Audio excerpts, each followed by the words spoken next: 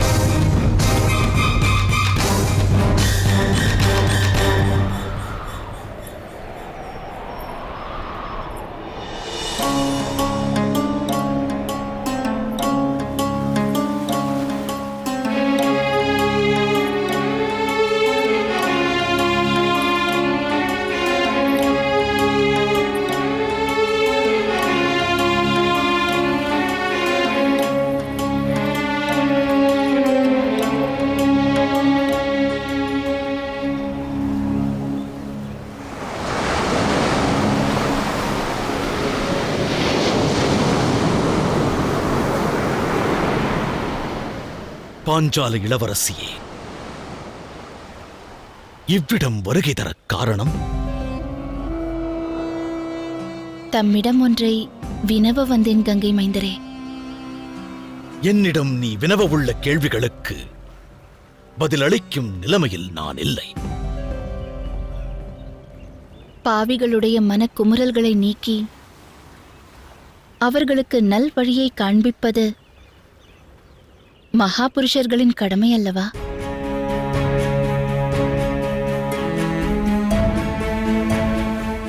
தாம் அனைவரும்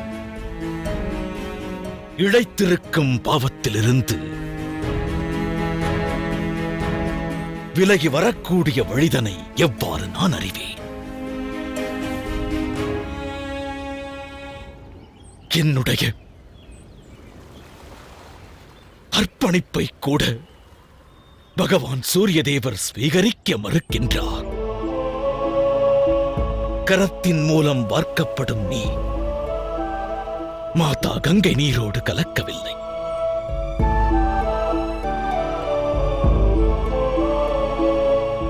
ராஜகுமாரி,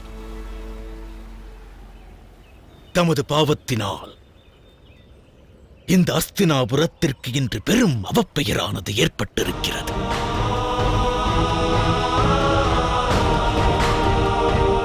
அவ்வாறு இருக்க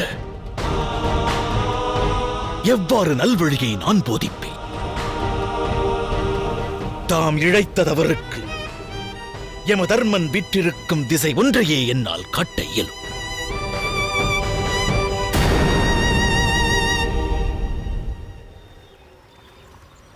தாம் காட்டும் வழி எதுவாயினும் அவ்வழியில் செல்ல சித்தமாயிருக்கின்றோம். ஆனால் ஒரு சந்தேகம்.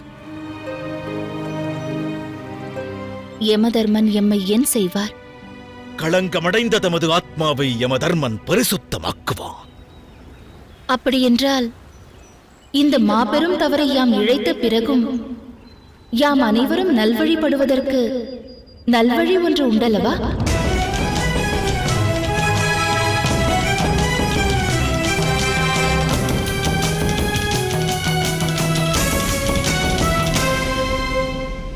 தம்மிடம் இன்னொரு கேள்வியை வினவ அனுமதியை வழங்குவீர்களா?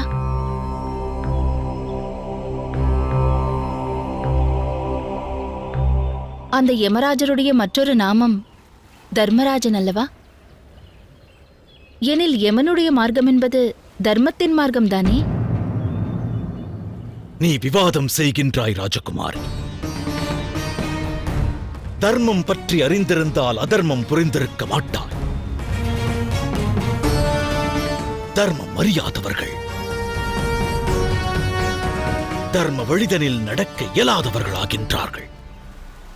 அது பற்றி வினவவே தம்மை தேடி நான் ஓடி வந்தேன் கங்கை மைந்தரே. இறப்பிற்கு பிறகு ஆத்மா பரிசுத்தம் அடைவதில் எந்த அர்த்தமும் இல்லை. உடலில் உயிருள்ள போதே யமதர்மனை நாடிச் சென்றால் அதற்கு உபாயம் கிட்டலாம். அன்று சதி சாவித்திரியும் அதைச் செய்தாள்.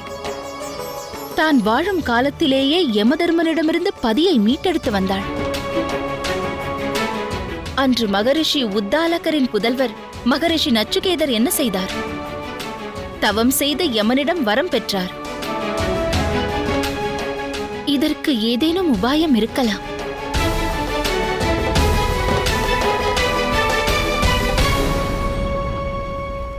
வானத்து தேவர் வகுத்த நியதிகள் இந்த பூமியின் நியமனங்களாக மாறியது. சேற்றில் பிறக்கும் அழகிய செந்தாமரையின் தண்டில் ஒரு சிறு கிளையும் காணப்படாது. அத்தண்டு வளைந்து நெளிந்தும் இருக்காது.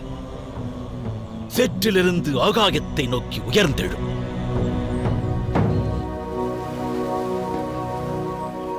இது அந்த தெய்வத்தின் நியதியாகும். அனைத்து ஜீவராசிகளும் தெய்வ நியதியோடு தொடர்புடையவை. அகிலத்தில் அனைவரும் தவ வாழ்வு வாழ பழக வேண்டும். தமது வார்த்தைகளில் ஒன்று புலப்படுகிறது. தெய்வ நியதியோடு எமது வாழ்வு பிணைக்கப்படவில்லை என்கிறீர்கள். யாம் தவ வாழ்வு வாழவில்லை என்று கூறுகிறீர்கள். தாம் எனது குலவழக்கத்தின் மீது நம்பிக்கையற்றிருக்கலாம். அதை தவறென்று கூற மாட்டேன். ஆனால் தமது குல வழக்கத்தின் மீது நம்பிக்கையற்றிருப்பது தவறு.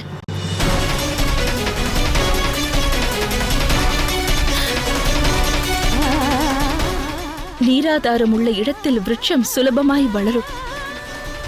ஆனால் நீராதாரமற்ற கொடும் பாலைவனத்தில் வளரும் விருட்சங்கள்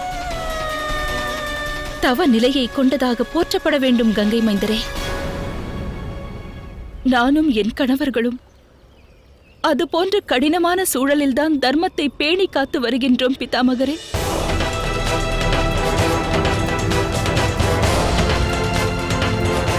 யாம் இழைத்த செயலானது அதர்ம காரியம் என்றும் அதை ஏற்க மாட்டோம் என்றும் எம்மை நிராகரித்தீர்கள்.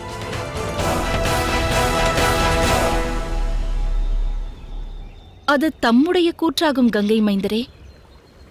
ஆனால் பாண்டவர் ஐவரின் பவித்திர செயலை சந்தேகித்து தாம் தவறு இழைத்திருக்கலாம் அல்லவா?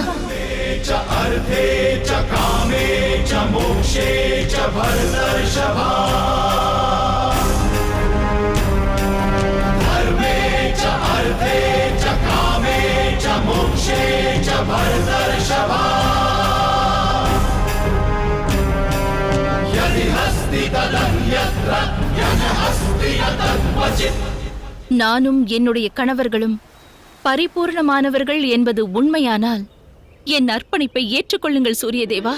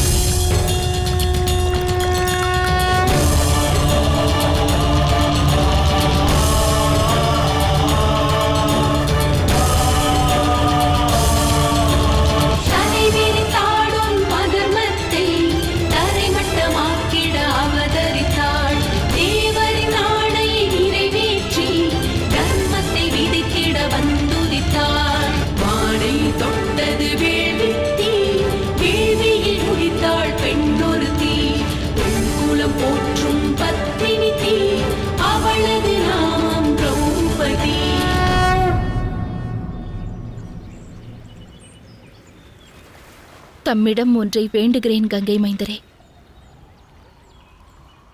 தாம் பாண்டவர்கள் ஐவருக்கும் ஆசி வழங்காமல் அவர்களை வஞ்சித்து விடாதீர்கள்.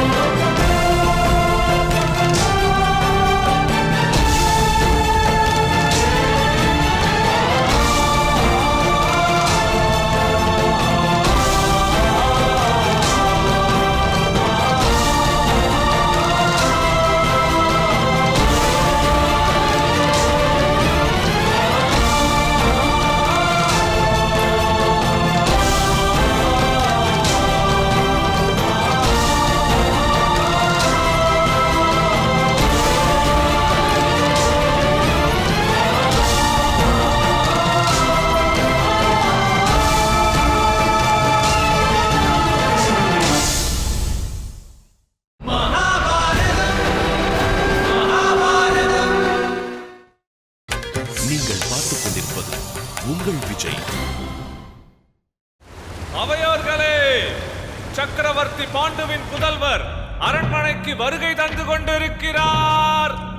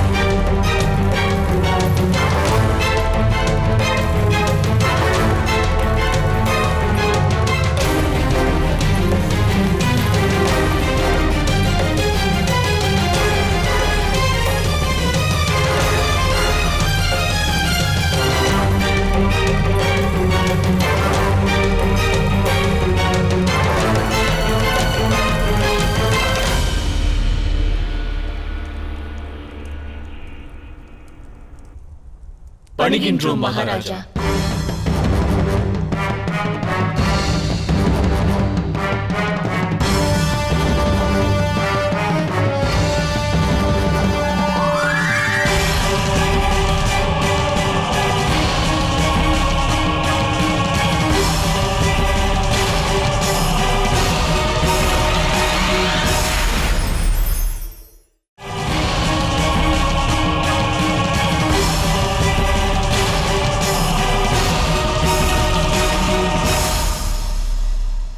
பணிகிறோம் பிதாமகரே. ஆயுஷ்மான் பவ.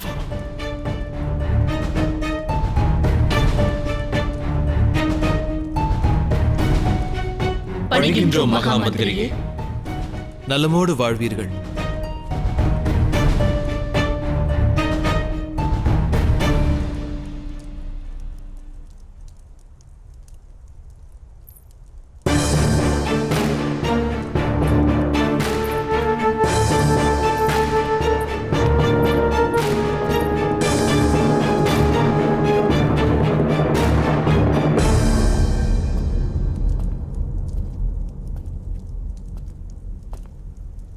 மகாராஜா, பல நாட்களுக்கு முன் வாரணாவதத்தின் பவனம் தீக்கிரையானதால் அங்கிருந்து தப்பிப் பிழைத்தோம்.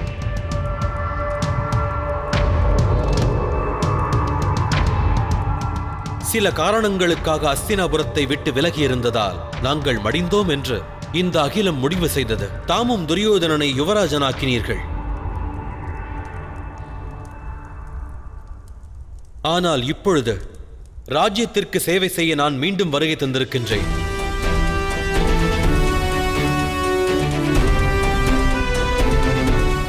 மகாராஜா, பர்வதம் உள்ள இடத்தில் இன்னொரு பர்வதமானது உயர்ந்தெழுவதற்கு இயலாது.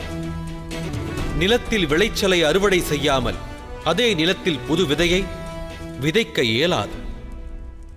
அதுபோல முதல் யுவராஜன் உயிரோடு இருக்கையில் இன்னொருவர் அப்பதவியை ஏற்க இயலாது.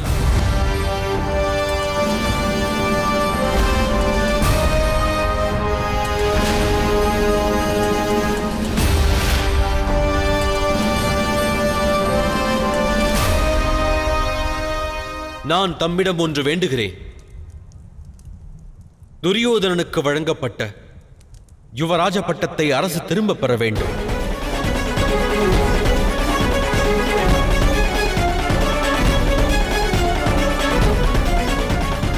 நாம் கூறுவது சரியே ஆகும்.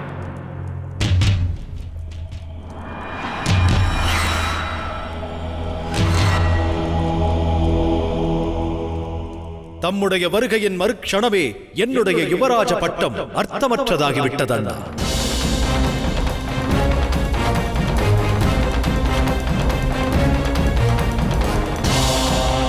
நான் வகித்து வந்த இந்த யுவராஜ ஆசனத்தை தமக்கே வழங்குகிறேன்.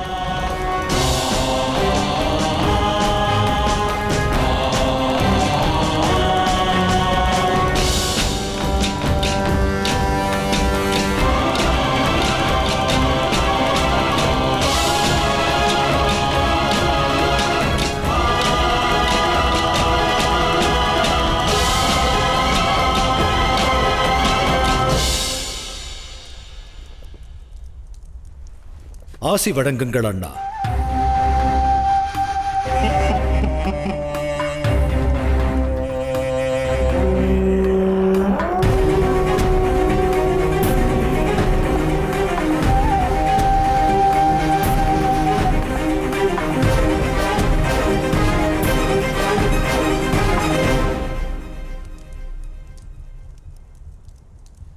சென்று ஆசனத்தில் அமருங்கள்.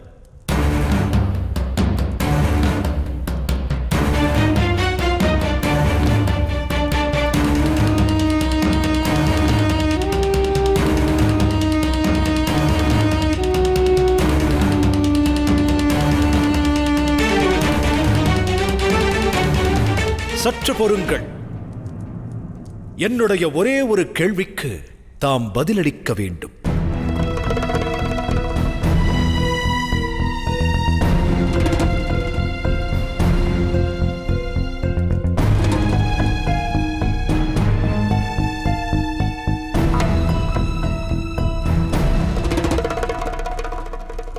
கணவன் ஒருவன் இருக்கும் பொழுது இன்னொரு ஆணுடன் தொடர்பு கொள்ளும் பெண் ஒருத்தியை இவ்வுலகம் நடத்தை கெட்டவள் என்று கூறும்.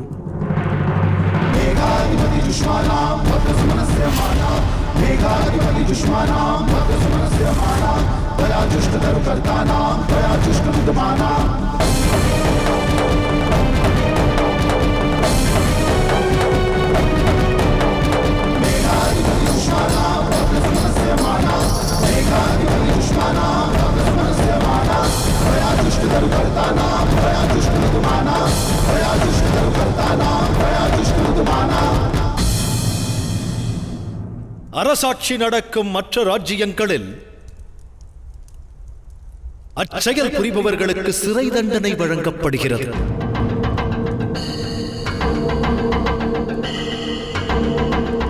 அதுபோன்ற ஒரு வழக்கு எதிர்காலத்தில் உருவெடுத்தால் அதற்கு தாம் என்ன நியாயம் வழங்குவீர்கள்?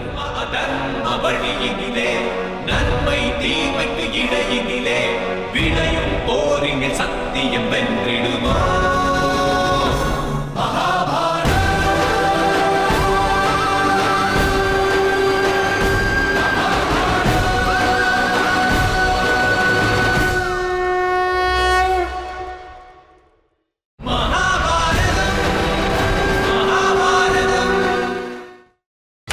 நீங்கள் பார்த்துக் கொண்டிருப்பது உங்கள் விஜய். இன்னொரு கேள்வியும் உள்ளது. நம்முடைய ராஜ்யத்தில் சேனாதிபதி மாவீரனாய் விளங்கினாலும் அவன் குற்றவாளி என்று நிரூபிக்கப்பட்டால் அவசியம் தண்டிக்கப்படுவான். நீதி வழங்குபவன் தவறிழைத்தாலும் அவன் தண்டிக்கப்பட வேண்டியவன்.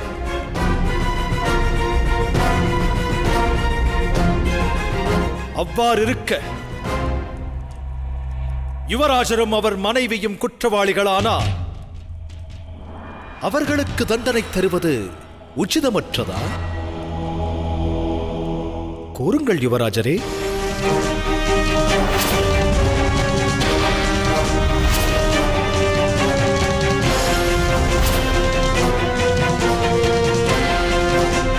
குற்றம் புரிந்தவன் ராஜ்யத்தின் எந்த ஸ்தானத்தையும் வகிக்க தகுந்தவன் அல்ல.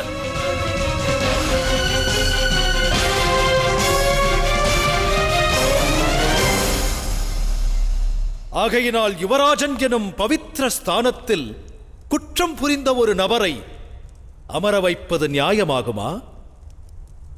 அது உச்சிதமான செயலா?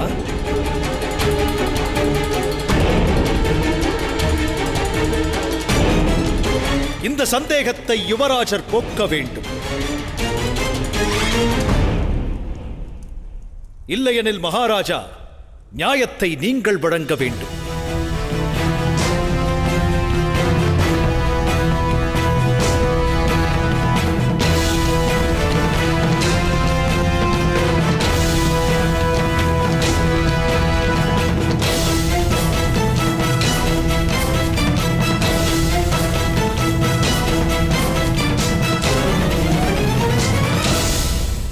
உனது கேள்விக்கு என்னால் பதிலளிக்க இயலும் துரியோதனா. அதற்கு எந்த அவசியமும் இல்லை யுதிஷ்டிரா. இக்கணமே உன்னையும் உன் குடும்பத்தினரையும் ராஜ்யத்தை விட்டு நாடு கடத்துகிறேன்.